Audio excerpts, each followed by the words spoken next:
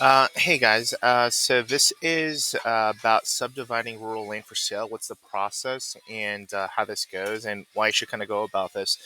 I put another video about subdividing. What it is, you're basically breaking up the property into smaller lots. And why do you do this? It's really for big profits, and it's kind of hard to understate the importance of this. But the way you basically do it is you use a land surveyor, some kind of expert with land like land attorneys or something of that sort. What they'll do is they'll put legal descriptions for each of your lots that you want to break up. You kind of work out like how you want to lay it out. You pay the person, and if it's a surveyor, they'll also mark out the land for you. An attorney might just do the legal descriptions for you. So really, you want a combination of just a land surveyor by themselves or a surveyor with an attorney that will write it up for you. And essentially, once you have that paperwork, you can go to the county, to the assessor's office to basically register APN numbers to it, to each individual lot, and then you could go ahead and sell it individually. A title company will do it for you, or you could do it yourself. So you'll just want to double check with the assessor whenever you switch over the APNs that everything goes smoothly. So that's basically the process of it. Let me give you an example of this. So this is a 10 acre I bought for 32,000. It wasn't selling. We started at closer to 65 and brought it to 59. Um, and so by doing this, we're still doubling our money. But at this price point, you're looking at people. There's a smaller market than someone that might be looking for something for 20,000. So a 10 acre lot. This was in Oklahoma. You could basically hunt on it, et cetera, et cetera. But if you're looking to build RV camp, any of that kind of stuff, it's much more prudent to get something smaller for a smaller amount of money. But the idea is when you break this up, um, you're basically able to um, um, charge a higher amount per acre than you would if you kept it in its original state. So it's kind of like the idea of if you buy like a wine bottle, or like a whiskey bottle, right? And you sell them in shots, or a wine bottle and you sell it with glasses of wine. uh, Restaurants do that, bars do that, because it's much more expensive to get that smaller quantity than it is for the whole bottle, of alcohol. So here's how it goes. You have the 10 acres, right? Well, this was split up into 5 acres, two for 1.2 acres, two for 2.2 acres, and one 3.3 acre. And they're priced a little bit accordingly. I showed you the 1.22, and this is going to sell for 19,500.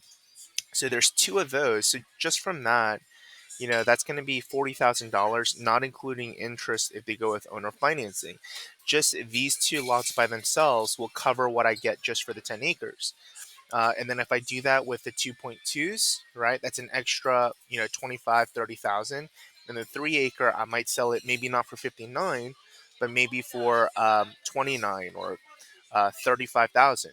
And doing that will get, a huge chunk, right? And it's much more affordable than, let's say, the 59,000. And so the total value altogether might be closer to 95,000 or 100,000, 120,000, I guess, depending on um, if there's if they don't go for cash but they go for owner financing. But it gives you also more chances to sell your individual lots and start getting some recurring revenue, right? So this might be for the cash price, but the owner financing price might be a little bit higher with some extra interest. And so you could generate, this is almost double the amount of money that um, you could generate for yourself. Since, if we pick it up for 32, we're talking close to three times the value. And usually for bigger lots, the margins go lower.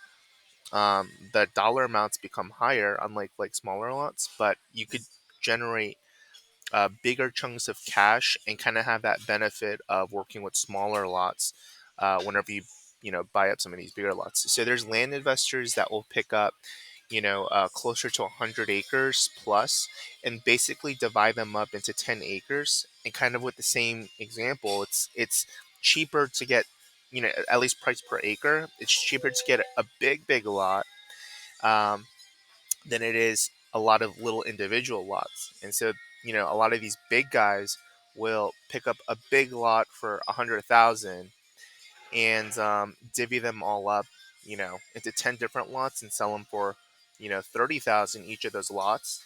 And doing that, that's 300,000. You put in 100 and he's going to pull out 300. So these are some of the things that people are doing that isn't necessarily spoken about, but um, it is happening. And you'll see people doing whole subdivisions. If you think about any kind of housing, a land developer came in and basically cut up, 5 acres into very, quarter-acre lots to put your house in.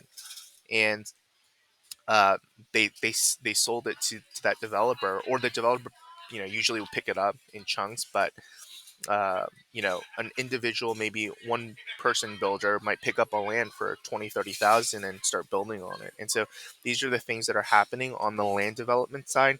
Subdividing is really important for the land investor that's looking to add to his toolbox and generate more revenue. So highly important strategy. I think in the beginning it seems overwhelming and it's harder to do, but when you use partners to kind of set this up for you, it's much less difficult. And once you run through the process of land investing, you'll start to see different opportunities maybe that you haven't noticed within the inventory that you have. And so that is subdividing. Why do you do it? Big profits. Um, but that's it. Hope this video was helpful. Land investing is how my wife and I were able to quit our jobs. If you're interested in that, check that out in the description below. Otherwise, subscribe, like. Thank you.